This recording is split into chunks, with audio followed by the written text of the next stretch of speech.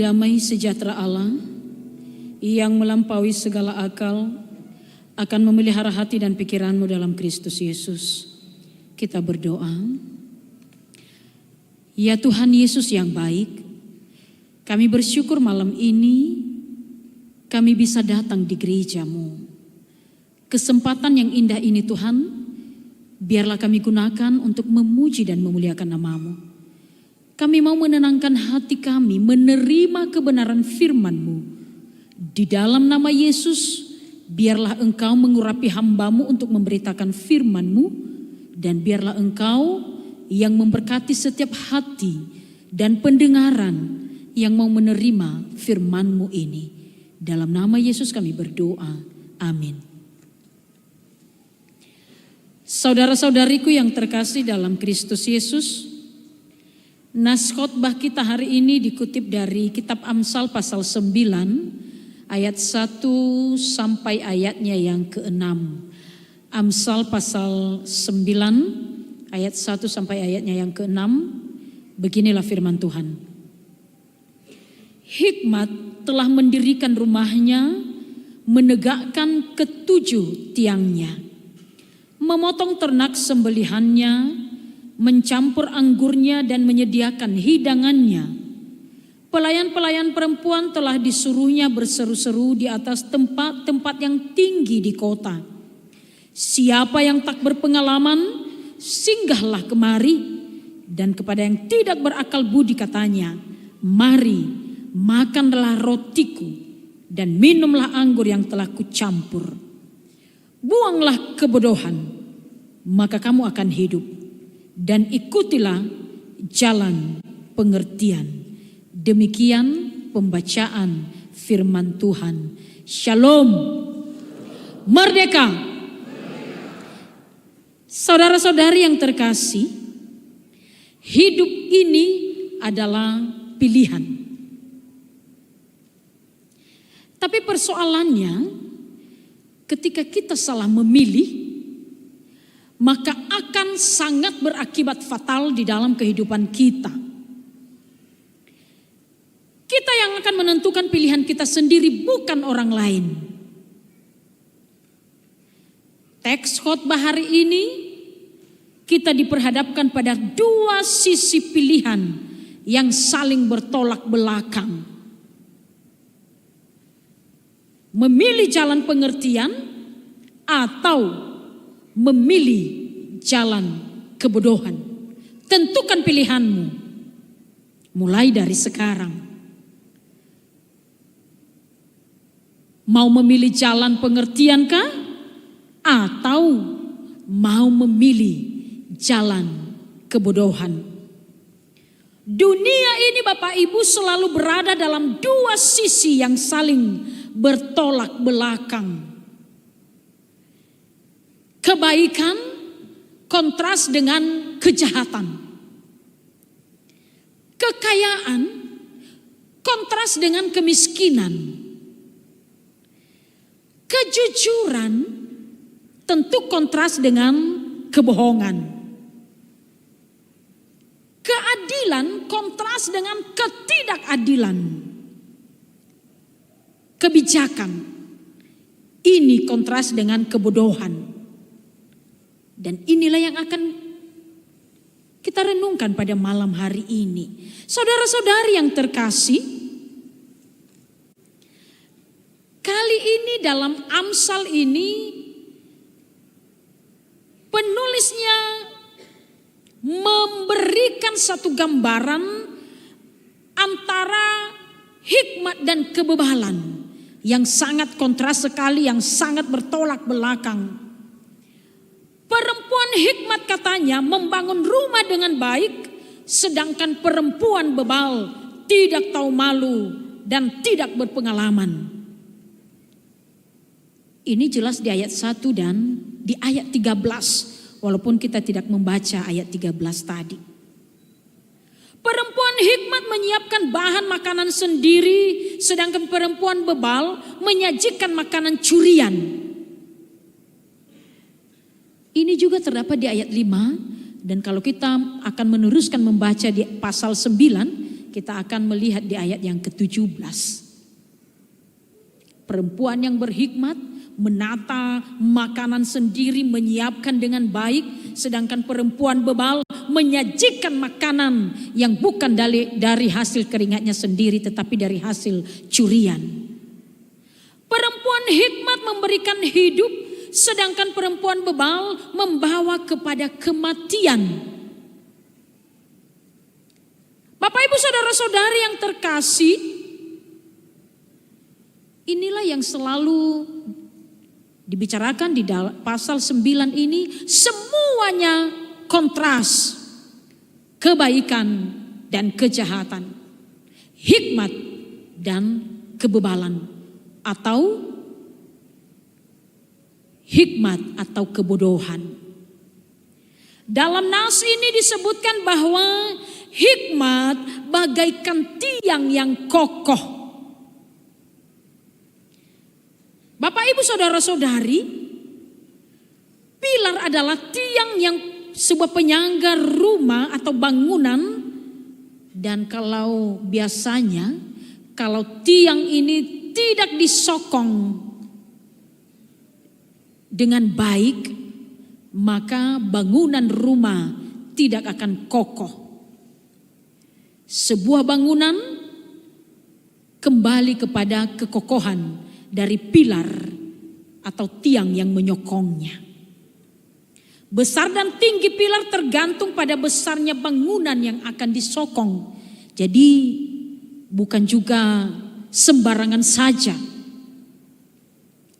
Bapak Ibu saudara-saudari, Tuhan Yesus dan orang-orang percaya adalah rekan sekerja yang bersama-sama membangun rumah rohani yang kokoh. Ada bagian yang harus kita kerjakan untuk mendirikan rumah yang kokoh itu. Oleh sebab itu kita memerlukan dan membutuhkan hikmat. Namun ingat, kalau hikmat dari dunia yang kita gunakan Bapak Ibu, maka sia-sialah kita akan membangun rumah tersebut. Karena hikmat dari dunia ini membuat orang menjadi bodoh. Tetapi kalau kita mengundang hikmat dari Tuhan, maka yakinlah bahwa sebuah bangunan yang akan dibangun itu akan menjadi sangat kokoh karena orang yang membangunnya sangat berhikmat.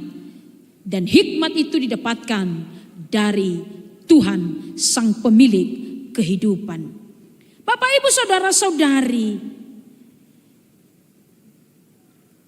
kenapa hikmat yang dari atas itu yang harus kita pilih? Tentu ini menjadi satu pertanyaan bagi kita. Alasannya karena hikmat dari atas ini benar-benar murni, tidak kotor. Karena hikmat dunia ini dipenuhi dengan hal-hal yang sangat kotor sekali. Tetapi hikmat yang dari Tuhan itu murni adanya dan apa adanya. Bapak Ibu saudara-saudari, bukan ada apanya. Hikmat yang dari atas itu selalu berisikan pendamai atau yang mendamaikan, peramah, penurut, penuh belas kasihan dan buah-buah yang baik, tidak memihak dan tidak munafik. Nanti silahkan baca Yakobus pasal 3 ayat 17. Itulah ketika kita memiliki hikmat yang dari atas, maka kita dipenuhi dengan buah-buah roh yang baik dan benar. Oleh karena itu Bapak Ibu, itulah alasan kita memilih hikmat yang dari Tuhan. Karena hikmat yang dari Tuhan itu bagaikan tiang-tiang yang ditegakkan dalam bangunan rohani kita, sehingga tidak mudah dirobohkan oleh si jahat. Ketika ada hal-hal yang dari duniawi ini mempengaruhi kehidupan kita, bahkan ketika kita disuap sekalipun, maka itu tidak akan mempan bagi kita. Bisikan-bisikan maut, bisikan-bisikan halus yang membuat telinga ini terkadang geli-geli mendengarnya, tidak akan mempan kalau kita memiliki hikmat yang dari atas. Saudara-saudari yang terkasih dalam Kristus Yesus, Oleh karena itu,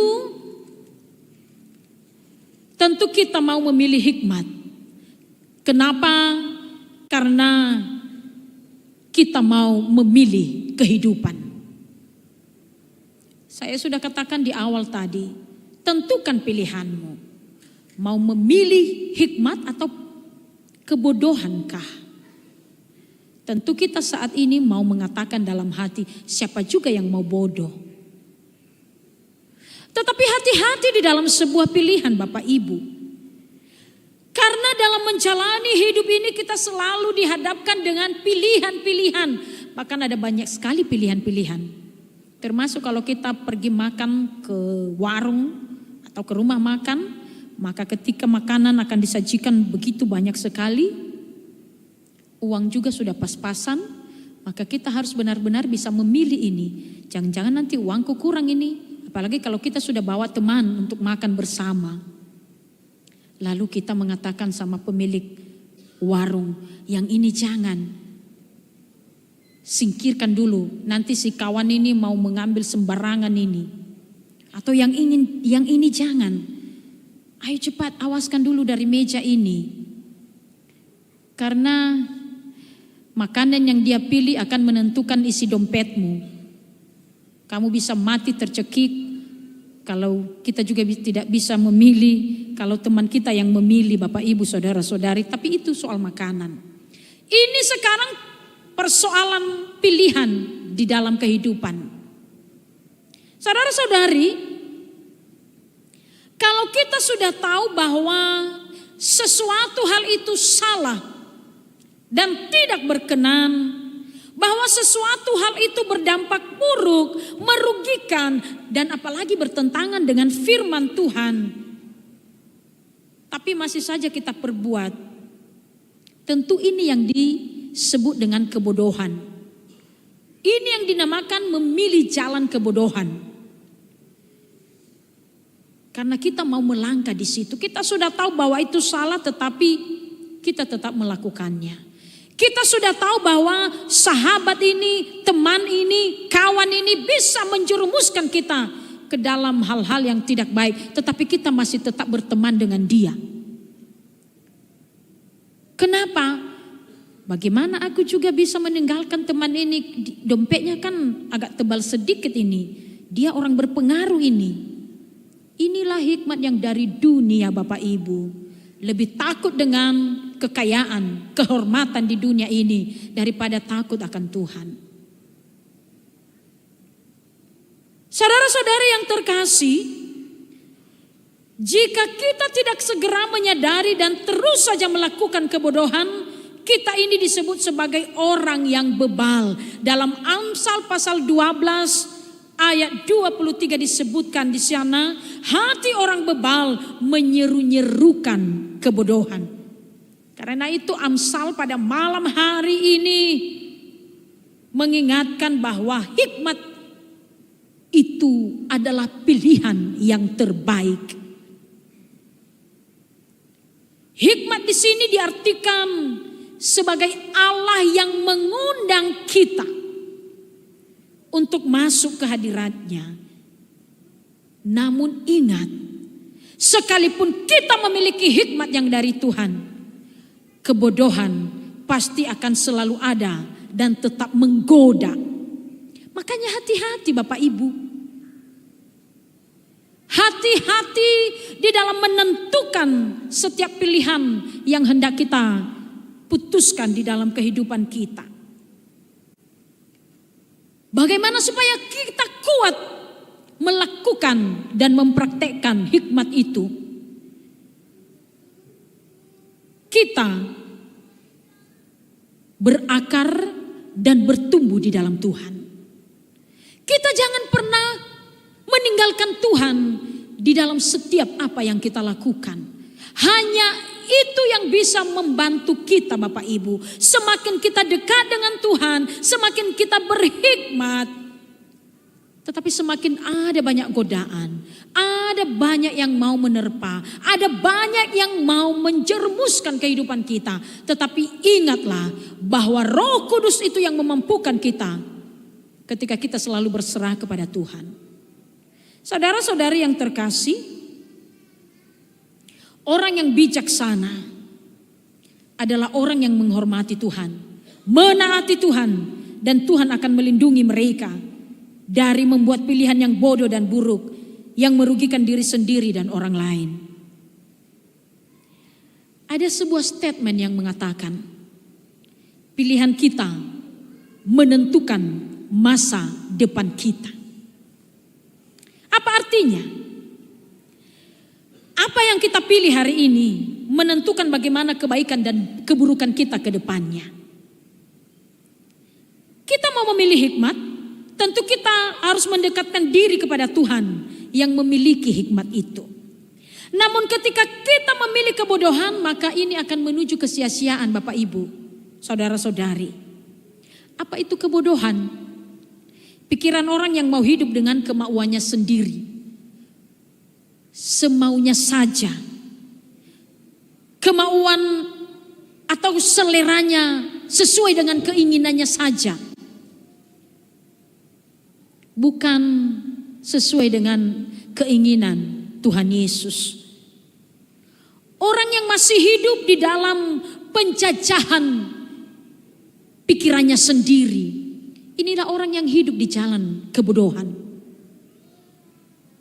Masih diperbudak oleh keinginannya sendiri, menuruti hawa nafsunya sendiri. Contoh kasus ini Bapak Ibu, banyak orang yang diperbudak oleh hawa nafsu. Apa yang terjadi sekarang ini? Mohon maaf, perselingkuhan di mana-mana. Ini karena nafsu yang begitu membara berkobar-kobar. Katanya selingkuh itu indah, tapi luar biasa kalau sudah ketahuan. Hukum sosial akan berlaku. Baru menangis, merengek-rengek. Minta supaya hidup di air laut saja, supaya tidak ada yang melihatnya.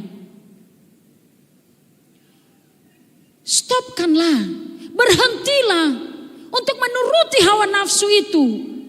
Istrimu sudah cantik, suamimu sudah ganteng kok, apalagi yang kurang? Jangan diperbudak oleh keinginan hawa nafsu Bapak Ibu. Berhentilah untuk menyakiti hati pasanganmu. Ini yang harus kita buang dalam kehidupan kita. Orang Kristen, keluarga Kristen hidup di dalam hikmat. Berarti orang yang hidup di dalam hikmat tidak mau menyakiti hati pasangannya. Kalau ada di antara kita sekarang ini yang sedang selingkuh, mibato, letobali fa'aganuno mida'u. Berhentilah sebelum Tuhan benar-benar marah. Bapak Ibu saudara-saudari, kita sedang diperbudak. Ada banyak orang yang diperbudak sekarang ini oleh judi online. Lihat kalau ada di beranda Facebook, orang yang bandar judi online itu rumahnya begitu mewah. Lalu kaki tangannya sedikit-sedikit mewah. Di bawah-bawah yang sangat mewah. Lalu orang yang sedang bermain judi online di bawahnya, rumahnya menjadi gubuk-gubuk derita. Kenapa? Karena jual segala harta, pinjam, pinjaman online. Pinjam ke sana kemari dan akhirnya tinggal baju yang ada di badan. Menjadi miskin. Berhentilah diperbudak oleh jalan kebodohan itu Bapak Ibu. Kita sedang diperbudak oleh alkohol atau minuman keras. Terkadang ada orang yang tidak bisa hidup tanpa meminum minuman keras. Katanya kalau tidak minum itu maka dia tidak punya kekuatan. Bahkan yang lebih hebohnya lagi, yang lebih luar biasanya lagi, ada juga pelayan Tuhan itu, dia tidak bisa berdoa katanya kalau tidak minum minuman keras dulu. Maniri-niri ya iwana lo hadi ibadu doni faru. Apakah itu yang menjadi penguatmu? Jangan mau diperbudak oleh keinginan berwa olu alua. saudara-saudari, jangan mau diperbudak oleh emosional dan amarah yang berlebihan, oleh kesombongan dan kecongkakan, oleh kerakusan dan iri hati. Buanglah itu, karena itu adalah jalan kebodohan. Sekarang mari kita memanggil jalan pengertian itu, hikmat yang dari Tuhan itu, sehingga orang-orang yang hidup dalam hikmat, Bapak Ibu saudara-saudari, akan menuntun kita kepada kebaikan, sedangkan kebodohan dunia menuntun kita kepada keburukan. Tetapi itu kembali kepada pilihan kita ya. Kita tidak bisa memaksakan. Saya ketika akan ditanya mau memilih apa, saya mau memilih hikmat yang dari Tuhan. Oleh karena itu Bapak Ibu, bertumbuhlah dan berakarlah dalam Tuhan. Karena dengan demikian maka kita menjadi orang yang berhikmat dan berpengertian. Orang yang berhikmat mau diajar dan mau dididik. Orang yang berhikmat selalu memiliki kerendahan hati dan mau mengasihi. Sebagai anak Tuhan, kita meyakini bahwa kebenaran Allah ini berkuasa mengatasi kebenaran dunia. Kita harus meyakininya Bapak Ibu dengan sungguh-sungguh dan menerapkannya dalam kehidupan kita sehari-hari. Ayat hafalan yang menjadi hafalan kita untuk minggu ini Bapak Ibu, dari Amsal pasal 9 ayat 6. Buanglah kebodohan, maka kamu akan hidup, dan ikutilah jalan pengertian. Mari kita bersama-sama mengucapkannya. Buanglah kebodohan, maka kamu akan hidup, dan ikutilah jalan pengertian. Sekali lagi. Buanglah kebodohan, maka kamu akan hidup, dan ikutilah jalan pengertian. Tuhan Yesus memberkati. Kita berdoa.